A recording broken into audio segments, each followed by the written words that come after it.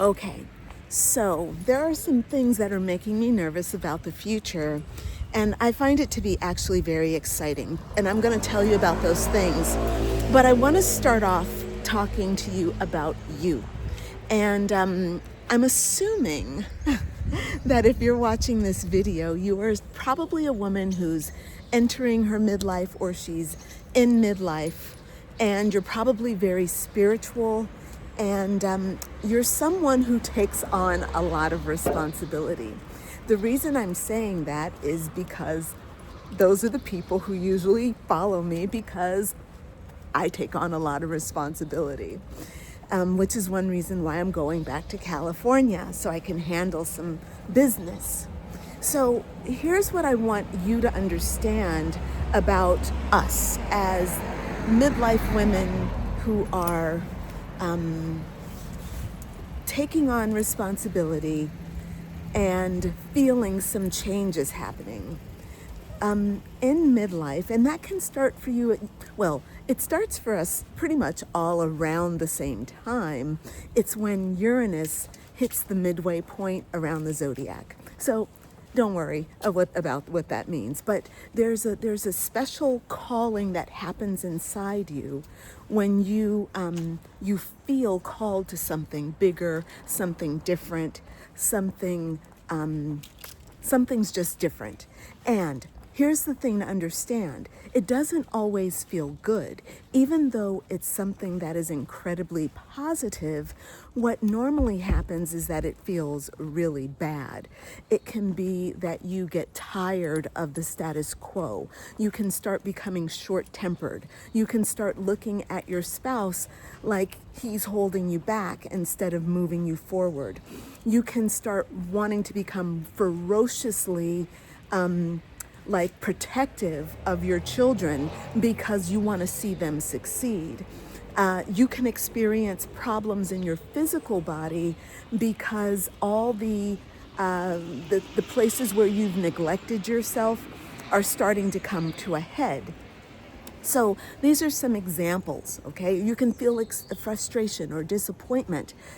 All of these things are examples of what starts to happen when you are about to go into what is called a midlife crisis.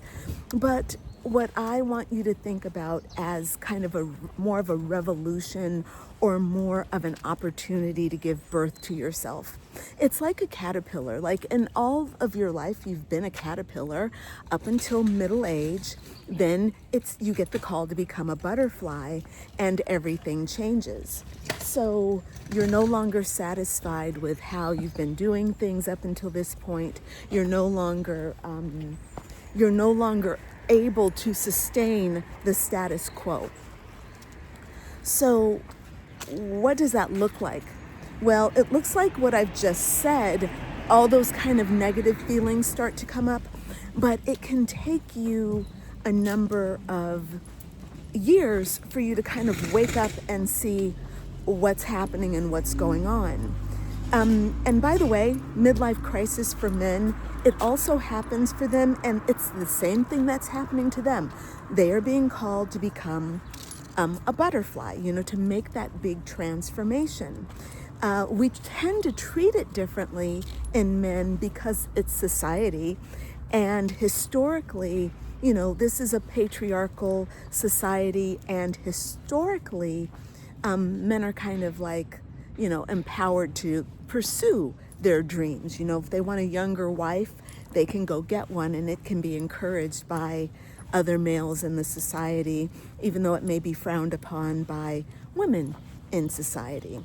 But now, things are obviously very different for us. So what I want you to understand is that as a woman, I want you to understand what is going on. There's an opportunity here for you to give birth to something that is magnificent, but you gotta actually listen to it, and you have to be willing to let go of the old way so that the new way can come into birth. So what this means for me, and I'm using this as an example, I've already been called, and I recognize that calling. There were things that have been falling apart over the last I would say the last 2 years, I've been seeing things that were falling apart. And I now see where there's something new that completely wants to come through that is more authentic to who I truly am and less about people pleasing, less about trying to serve things that don't actually serve me. And all those old mindsets are breaking apart, and it's just unsustainable at this point in my life.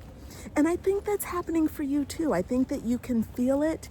And look, this is one reason why I created my 2025 Year-End Blitz.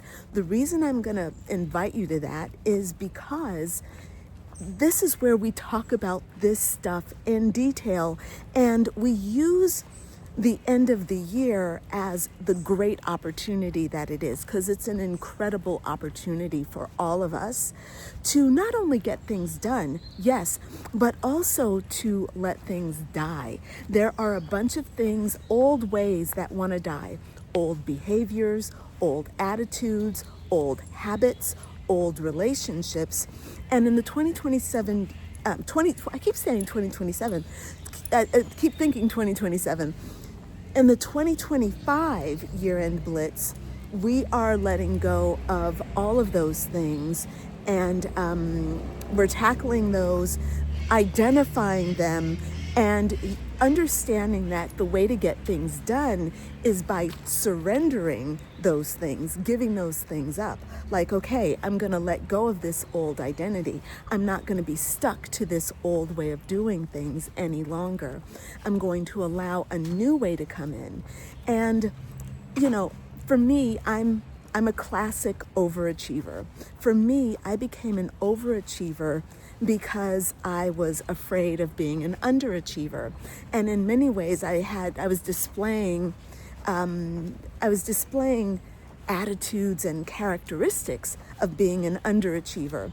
And in an effort to escape that and to, create some kind of level of success in my life, I became an overachiever, an overdoer, an overthinker, and I suppressed my sensuality, and I suppressed my heart. I locked my heart down and would not allow her to reign in my life. I allowed her to express herself occasionally, and I would make some good decisions based on that, like coming to Paris or, doing the things that I've done in my life that have been really heart-oriented and heart-led. But then what happens is my mind takes over, and I start, running my life with my mind. And that was not helpful for me. My heart did not like it, and my life rebelled, and it caused me to get incredibly burned out and to not receive the nourishment that I need from the world. So the Blitz, the 2025 Year-End Blitz, is about first. Yes, I keep saying this. We're going to get things done, okay? We have 3 big goals that we're going to work on. But we're going to just do it in a way where we're letting our heart lead. We're going to let her show us what she can do. And what you're going to find is that we get a lot more done with a lot more ease and grace when we actually let our heart lead. And that's the work that we're going to be doing. A lot of this work is based on sensuality, and I've learned that a lot of people confuse sensuality with sexuality. Sex is important, but that's not what sensuality is. Sensuality is being open and using your senses to guide you through your life. This is what your heart requires. You need to use your sense of smell, your sense of touch, taste, sight, hearing, and your sixth sense. You need to use your intuition. All of these things work together to open your heart and to get you feeling things differently, feeling life differently, experiencing life differently. and having opportunities that looked like they didn't exist before, but now they do. So this is a really important thing that you're going to find, and you're going to definitely want to roll into 2026 having these kinds of